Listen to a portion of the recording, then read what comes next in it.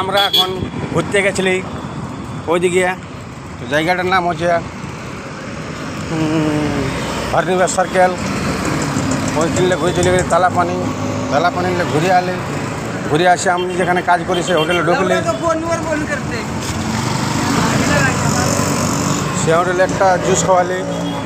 তো ইয়াকে আমি সিধালি, গীতাকে সিধালি, বলে কী খালি? বলছে আমি জানি নাই। তখন আমি বলে দিল এটা নবুজ জল বটে, এক গ্লাস খাইয়ে দে, পেট ঠান্ডা হয়ে যাবে। তারপরে খাই নিয়ে ফট করে বাইরে দিলি, বাইরে নিয়ে ভাত রুটি লিলি, তারপর রুম চলে আলি। রুম যাচ্ছি এখন রাস্তায়, একটা কোয়ার্টার লিলি, ওটা বলছে না, একটা মদের বোতল নিলি, আমাকে বলছে 70 টাকা ধার দে। আগের ভিডিও দেখেছিলে না, সেইটা খাবো যাই, 70 টাকা ধার দে, আর ভাত খাবো, আর দেই নেই পেঁদেই বলে। তারপরে ঘুমাবো, তারপর সকাল আরও ডিউটি। আমাদের কি বলে না, কুলুনার আমাবস্যা নাই, সেই আমাদের এখন তো সকাল সন্ধ্যা ডিউটি করো। কাজ ছাড়া মানুষের কোনো জীবন চলে নাই, সব লোককে কাজ করতে হয়।